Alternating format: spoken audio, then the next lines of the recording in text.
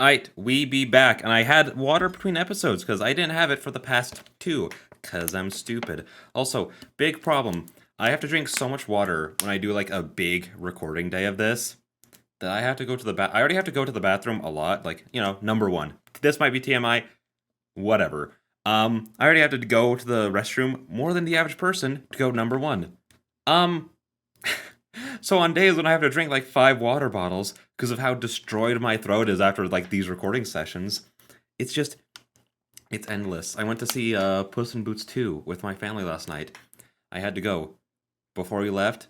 When we got there, midway through the movie, after the movie ended, and when we got home. It was a fun time. Mm. All right. That's why I'm gonna try not to have any more super duper long recording days. I'm just gonna try and record this more frequently until I can get super duper far ahead, and then I'll be fine. I'll be a okay. Also, definitely just ordered Witch on the Holy Night. I thought about like, hey, it's gonna be like forever before I play that because again, a schedule is gonna be the rest of this route. Please be happy, Heaven's Feel, and then Witch on the Holy Night. But I was also like, if I want more of the Type Moon things to get like officially localized, I should probably like support it when they come out. You know what I mean? So that's what I did. So even though I'm not gonna play it for again probably a year, maybe a little around there, I still have it. I mean I still bought it. So anyway, and I fall. I can't even breathe properly. The wound on my shoulder is swelling up, and it hurts just to breathe. I can't keep my consciousness. I'll fall asleep if I let my guard down. No, first of all, I'm not too sure if I'm conscious or not. I don't know how I got home from that rooftop, nor why I came home. My thoughts become vague. The only thing I'm sure of is my thumping heart. Tosaka told me not to involve myself, because I'm powerless and I don't have a reason to fight anymore. But that's wrong. I knew more than anyone that I'm powerless. My reason to fight is something different. Also, okay, little side tangent. I've been watching Bungo Stray Dogs, okay? And I don't know how many people. It has to be a semi popular anime. It has 4 seasons. And dude, season 1 milked every single flashback that they ever had. Like, dude, just by the second episode, you see the same image of like the kid being told he's useless like 5 times or something. And that scene of like the destroyed city just gives me kind of some of those vibes. You know what I mean? It just makes me feel a little bit like that. I can't let it just become just a scar. Losing against others is inevitable. I'm used to being beaten up, and it's vexing, but I know I can't reach them no matter what I do. Well, that's only when my enemy is someone else. I can't lose against myself. There's no element that would make me lose if our powers are equal. To admit defeat against such an enemy is to declare that I'm wrong. The wound distorts. Blood stains the bandage. I grab it with my left hand and glare at the darkness. The memory from 10 years ago. The words of the man who was my father. Even if I was wrong from the start, there's nothing wrong with the path I took. I wanted to be a superhero, so that incident wouldn't just become a sad memory. A time where everyone would be happy and shed no tears. I have held that ideal for 10 years. Oh, dude, I can already kind of feel like my voice giving out. This is definitely the last episode I'm recording today. Then, it doesn't matter how badly my head refuses to function. What needs to be done is determined from the start. I didn't fight because I became a master. I decided to fight because it's something I can do. Because it's something I can do, and I believed it's something I have to do. I finally remembered the obvious. Tosaka, no matter how much you tell me, if I believe it is right, I will believe in this path until the very end. I won't stop and I won't let her fight by herself. That's why I will sleep now. I won't let her call me a burden. I will heal this wound up in one night, and when I wake up in the morning, I'll catch up to her for sure and repay her for what she did that night.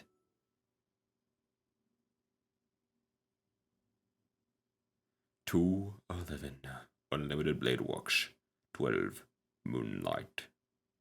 Is it really gonna be 5 more days? I feel like this is just thinking about like the big events. Okay, another interlude based. I'm like, there's not too much left. The stone room is illuminated by the morning sun. The light coming in from the ceiling pushes back against the darkness. Every entrance and every window is sealed off, but even that cannot block out the sunlight. Even the place that should be covered in darkness benefits from the break of dawn. Oh! I didn't think... Okay, I should have expected us to get a CG of this, but I just didn't. Entrances and windows are ordinarily used to let other things enter and leave. The cracks cannot be covered, and besides, if it is entirely closed off, it cannot fulfill its duty and be used as a passage. If one wants to completely shut out the light, there should not be any entrances. If one prefers darkness, one should go to the underground place without a way to return.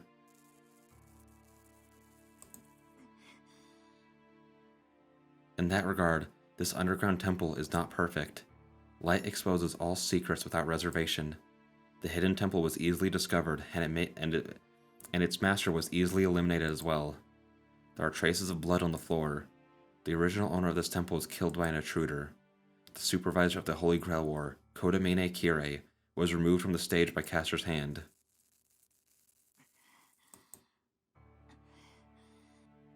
That battle happened a few hours ago. The underground regained its silence. The new master of the church is standing in the darkness, but the winner scorns herself. Castor glares at the darkness with an irritated look. First of all, this temple is unpleasant. Neither the sanctuary nor the secret sanctuary hidden beneath it suits her taste. The intruding light is unpleasant, and the priest she killed was unpleasant as well. And most importantly, the crucial object has not been accomplished yet. Dude, yeah, because there's like one dead servant. She is shocked at how poorly things are going, and she even considers reducing this whole place to ashes. Fortunately, she refrains from such violence. It is not because she regained her composure, nor is it because of her respect towards the church. She suppressed her emotion only because of this sound. Faint, periodic sounds. A woman's painful voice is like fine music to her. Okay. She forgets her troubles and enjoys the spectacle. That is the strangest kink I've ever heard of. It's not really, but you know what? I just wasn't expecting it, you know? We didn't get that deep dive into Castor's fetishes. I mean, you could kind of expect it, but you know, it just caught me a little off guard. The groaning sound of pain comes from a girl. The weak murmur contains heated arousal. Oh, the groans would inspire either compassion or sadistic pleasure in those who may hear them. It does not need to be said that she falls under the latter category. Sweat drips from her forehead. Just watching the beautiful lips gasping in shame seems to bring heat to this cold room. You are doing very well, Saber. I would never have expected you to resist the command spell for a whole night. She talks with delight. What exactly did the command spell tell her to do? Oh, this is kind of cool. The way like it puts it all it's all a shelf all together, you know.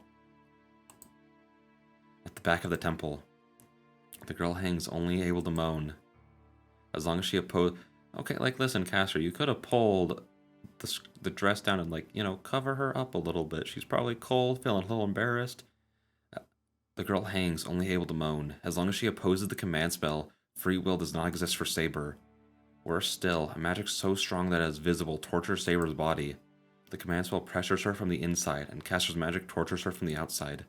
The torture is more unbearable than having her body wounded. Well, what exactly is the torture doing, you know? Give me some details. Vague tortures don't do anything to me. Saber's reasoning has already been melted away. Only the last remnants of her pride hold her back. Neither the command spell nor Castor's magic can take away the deep root. Therefore, the torture continues forever. Castor watches the process, how the girl desperately tries to hold her ground. It was Castor that dressed her in this white costume. It is not arousing with her armor, and most of all, the armor does not suit her.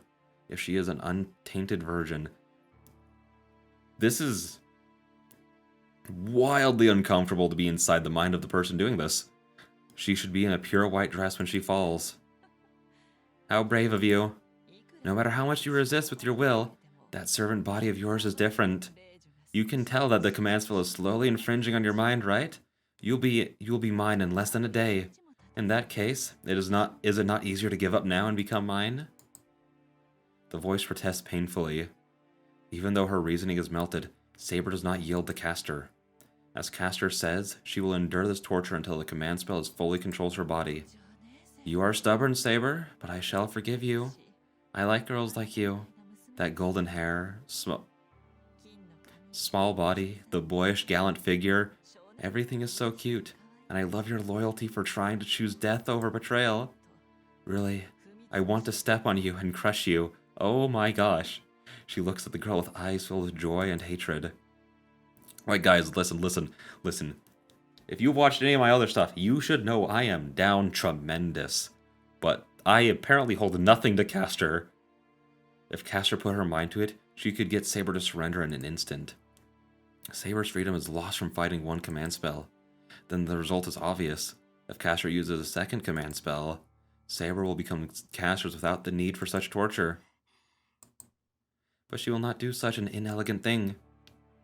Castor should take time training her, since she is a lovely toy. For Castor, Saber is a tool with first-class appearance and ability. It is natural for her to savor this rare jewel. Yes, it is boring to control your body using the command spells. I will have you become my servant of your own will. Yes, I will destroy your mind before your body. Castor glares with bewitching eyes at the girl in the white dress. She almost forgets about the Holy Grail. She thinks about Saber's white skin and imagines transforming herself into a slave that only seeks pleasure. Oh my gosh, Castor, chill. She will make the girl into a tainted slave to her lusts. She will not do something crude like taking her virginity. She is a virgin. Then she should make her into a virgin that drowns in pleasure. A girl whose body will never be satisfied, greedily seeking pleasure. When she imagines it and smiles... What are you doing there, Castor? An unemotional voice suddenly calls from her from behind. She turns around immediately. Above the temple, someone slowly comes down the stairs that leads outside. A tall, lean figure appears from the darkness. There is no sound of footsteps, nor is there any presence to be felt. The man comes down into the temple and shows no emotion, even after seeing the blood on the ground and the girl. Soichiro! Castor changes her attitude right away. Her expression changes from one filled with joy and irritation to that of a tense servant. Why are you here? I believed I asked you to stay at the Rito Temple. I questioned you first, Castor. I would like to know what you are doing here. The man, Kuzuki Soichiro, does not change the tone of his voice. The flat voice is more terrifying than any threat. A voice without emotion is like a mirror. A guilty conscience. The voice is more fearful to those with greater guilt. One is questioned not by Kuzuki, but by one's own mind. Castor holds her hands up to her chest and reports to Kuzuki. He is not one that can be fooled. No, she cannot bear to tell a lie to this person. I have taken away a servant last night from one of the masters, Emyashiro. I let Emyashiro go, but he is no longer a master. If he is smart, he should not oppose us anymore. I see, but I have not given such an order. I acted arbitrarily, master. After that, I attacked the church to obtain the vessel of the Holy Grail. I have killed the priest, the caretaker of the Holy Grail, but the Grail's whereabouts are unknown. That was your decision as well, huh? You must not have returned because you could not find the Holy Grail. But it is a place you obtained after much trouble. It would be meaningless to abandon it without finding what you are after. Kuzuki's words are not criticizing her, but Castor can only be ashamed of herself. She killed the priest who knew what the Holy Grail was, but she does not have the Holy Grail. Furthermore, she has revealed her own actions. You know what? Stupid move. There's no other word for it. Which should have been hidden from him. She has revealed her own action, which should have been hidden from him. What else can she call it but a total failure? I understand the situation. Can you explain why you did this, Castor? I'm sorry, but this was all for you, Master. My goal is to lead you to victory. I have no other reason. A long silence. After hearing Castor's declaration, Kuzuki Soichiro murmurs, I see. Then I cannot move away from here. Your troubles will be for nothing if other masters find the Holy Grail while we are absent. Then, Master, you can search this place until you are satisfied. I shall remain here until you are done. You alone are not fit for fighting. You will need a guard until Saber is under your control. No, there's no need for that. I do not need your help, and I do not know how long the search will take. And this place is dangerous. You will be safer if you return to the Rito Temple. That is true, but if I do that, I cannot fulfill my objective. Those words are unexpected even for Castor. What kind of an objective does this man have, who has no interest even in the Holy Grail which can grant any wish? Soichiro, then... Hurry, I do not care if it is not here. Just make sure you come up with a clear result. With that, Kuzuki goes back up the stairs. Caster watches him go in blank amazement. The dark room is still silent. The footsteps going up the stairs cannot be heard. Oh, that ended at like the exact perfect time, and by that I mean 17 seconds after 55 on my recording, which is where I wanted to end. So, based. Anyways, with that being said, I will see you guys in the next one. Again, I have no idea how much longer this is going to take. I feel like we're getting decently close to the ending. So, like, we might only have a couple normal length episodes, and then it's over. That's kind of crazy. So, yeah, with that being said, I will see you guys in the next one. Bye-bye.